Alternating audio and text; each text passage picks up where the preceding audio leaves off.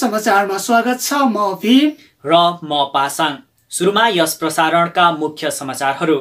कोरोनाबाट उत्पन्न परिस्थितिको मूल्य राजनीतिले चुकाउनु पर्ने पूर्व अर्थमन्त्रीको भनाई।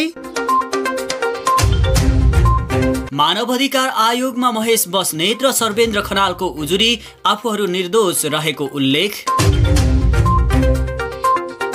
लकडाउनमा लुकेर सीमा पार गर्दै गर्दा 11 भारतीय पक्राउ।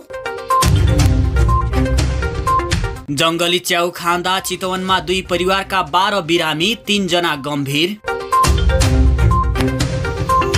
अमेरिकन आइडलको शीर्ष 10 मा पुगे नेपाली गायक दिवेश।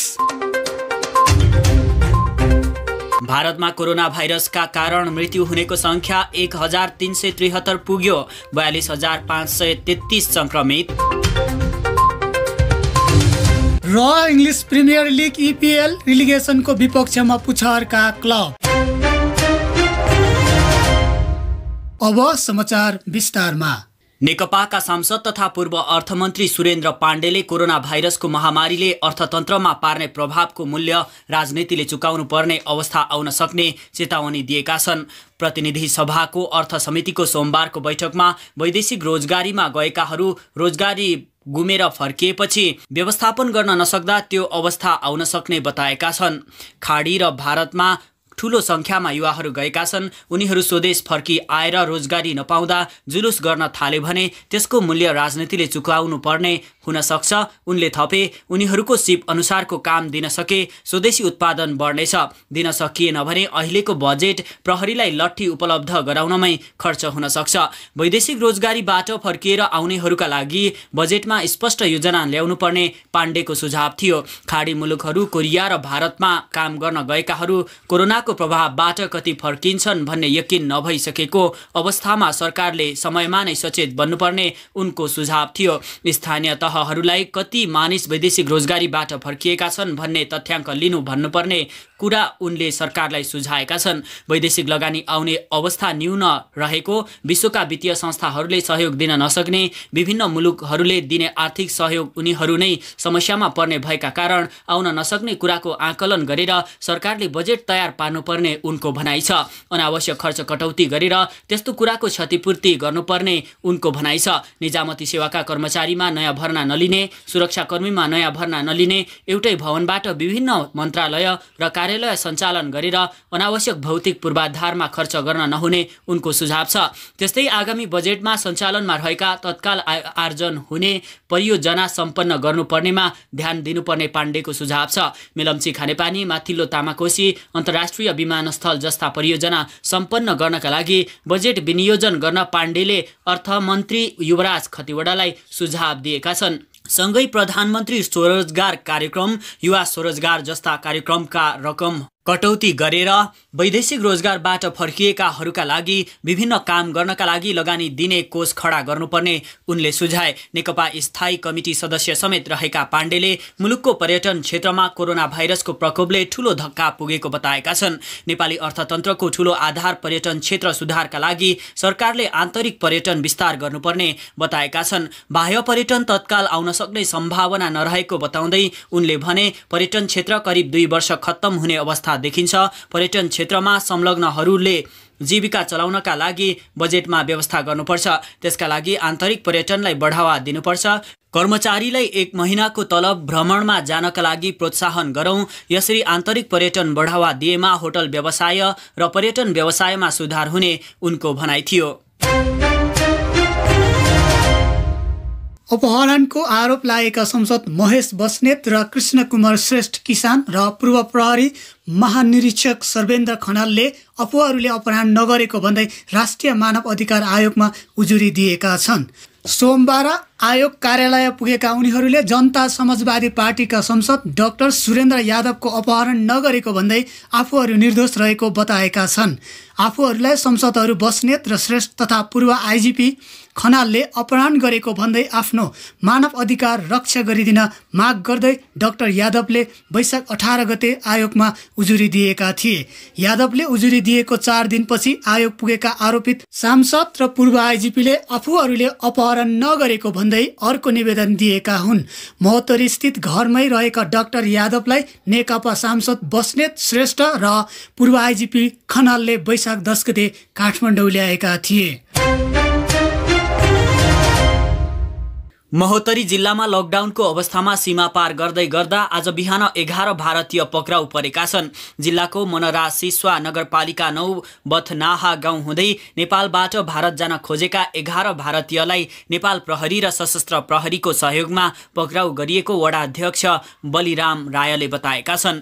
हातमा झोला बोकेका सबैजना लहरै नेपालबाट भारत जाँदै गरेको अवस्थामा उनीहरूलाई प्रहरीको सहयोग लिएर पक्राउ गर्न सफल भएको अध्यक्ष रायले बताएका छन्। पक्राउ परेका उनीहरूले भारतको पश्चिम बङ्गाल राज्यको कोलकाता घर भएको बताएका छन्। उनीहरूले महोत्तरीको एक डारा गाउँपालिका 5 कोल्हुवा बगैया गाउँमा लामो समयदेखि जस्ता पाताका भाँडा कुँडा र ड्रम बनाउने काम गर्दै आएको बताएका छन्। लकडाउनको अवधि लामो हुँदै गएपछि खानपिनमा समस्या भएको भन्दै उनीहरू लुकेर आज मिरमिरे बिहानीमै आफ्नो गाउँ घरतिर जाँदै गरेको अवस्थामा सिमाना नै पक्राउ परेका हुन्। पक्राउ परेका उनीहरूलाई अहिले नेपाल प्रहरीले प्रहरी चौकी कट्टीकटैया लगेको छ। उनीहरूलाई नगरपालिकाका प्रमुख, सुरक्षा निकाय, प्रशासन सहितसँग समन्वय गरी क्वारेन्टाइनमा राख्ने वा कहाँ के गर्ने बारे तय गरिने वडाध्यक्ष रायले बताएका छन्।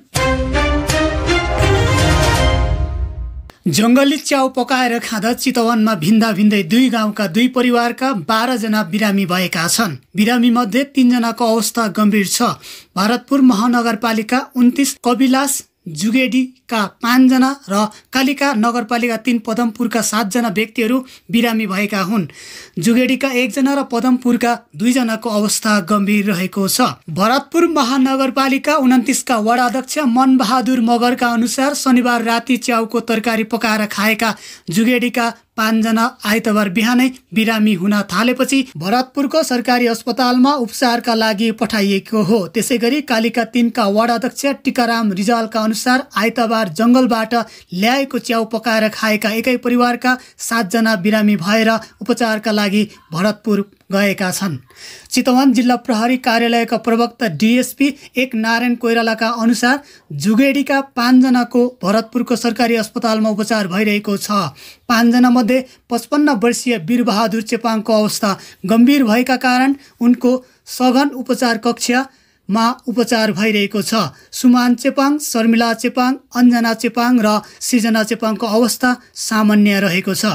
पदमपुरका बिरामीहरूको भरतपुर सामुदायिक अस्पतालमा उपचार भइरहेको छ। सो अस्पतालका चिकित्सक डाक्टर महेन्द्र अग्रहारीका अनुसार 7 जना मध्ये 2 जनाको अवस्था अलिक गम्भीर र बाँकी 5 जनाको अवस्था सामान्य छ।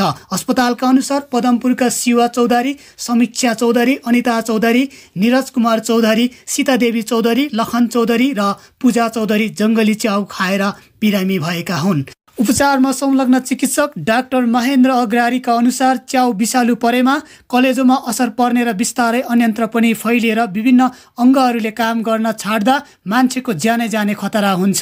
त्यसैले जङ्गलको च्याउ नखान चिकित्सकहरूले अपिल गरेका छन्। जङ्गली च्याउ पकाएर खाँदा चितवनमा 67 सालको जेठमा एकै परिवारका 8 जना र त्यसपछि पनि एकै परिवारका 5 जनाको ज्यान गएको थियो। नेपाली गायक दिवेश पोखरेल अमेरिकन आइडल 2020 को शीर्ष 10 मा पुगेका छन्। जोन डेनभरको take me home country roads बोलको गीत गाएर उनी आइडलको 18औं सिजनमा शीर्ष 10 मा पुगेका हुन्। दिवेशले फेसबुक मार्फत आफू अमेरिकन आइडलको टप 10 मा पुगेको जानकारी दिँदै आफूलाई भोट गर्ने सबैलाई धन्यवाद दिएका छन्। मलाई सुरुदेखि नै साथ दिनुभएकोमा सम्पूर्णलाई धन्यवाद। म शब्दमा बयान गर्न सक्दिन म कति आभारी छु विश्वभरबाट दिनुभएको यो अपार साथको लागि। उनले फेसबुकमा लेखेका छन्, भोटिङ गरिदिनु भएकोमा धन्यवाद। उनले धेरै उत्कृष्ट कलाकार, संगीतकार सडक र खाली हलमा गाउने र बजाउने गरेको देखेको उल्लेख गर्दै आफू यहाँसम्म आइपुग्नु ठूलो सपना पूरा भएको बताएका छन्। कोरोना भाइरस कोभिड-19 ले गर्दा आइडलका प्रतिस्पर्धीहरूले घर घरबाटै प्रस्तुति दिएका थिए। कन्ट्री रोडको प्रस्तुतिपछि निर्णायकहरूले दिवेशको गायकीको प्रशंसा गरे। तिम्रो प्रस्तुति र तिमीसँग म आफै जोडिएको अनुभव गरेँ। मैले क्यामेरा हेरेर प्रस्तुति दियौ, एकदमै राम्रो।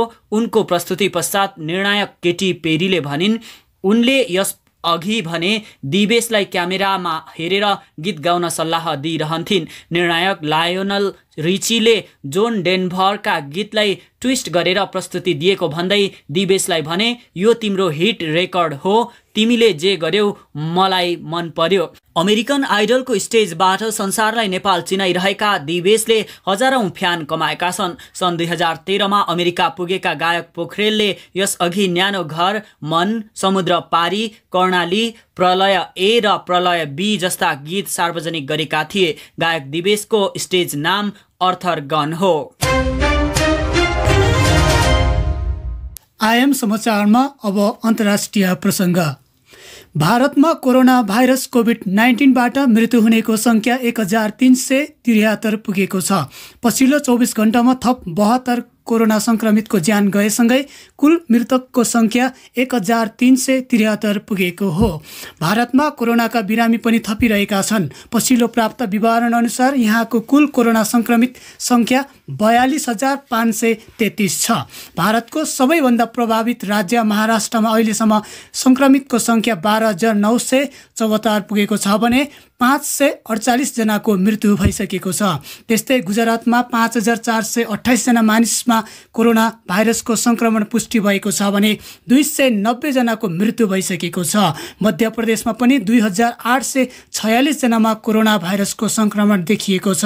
यो राज्यमा 156 जनाको मृत्यु भइसकेको छ। त्यस्तै उत्तर प्रदेशमा संक्रमित सङ्ख्या 2,645 पुगेको छ भने 43 जनाको मृत्यु भइसकेको छ। पश्चिम बङ्गालमा पनि 963 जनामा संक्रमित पुष्टि हुँदा 35 जनाको मृत्यु भइसकेको छ। बिहारमा पनि अहिलेसम्म 503 जनामा भाइरसको संक्रमण देखिँदा 4 जनाको मृत्यु भइसकेको छ। आयाम समाचारमा अब खेल प्रसङ्ग।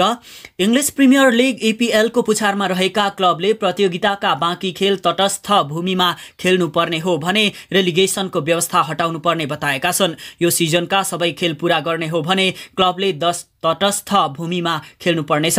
रेलिगेसनको डरबाट गुज्रिरहेको ब्राइटनले तटस्थ भूमिमा खेल्ने नियमले लिगको महत्त्व र प्रतिष्ठा घटाउने दाबी गरेका छन्। पुछारका क्लबले तटस्थ भूमिमा खेल्न आफ्नो टिम रेलिगेसन पर्ने सम्भावना बढ्ने बताएका छन्। कोरोना भाइरस संक्रमणको महामारीका कारण EPL मार्च 13 देखि रोकिएको स्थितिमा छ।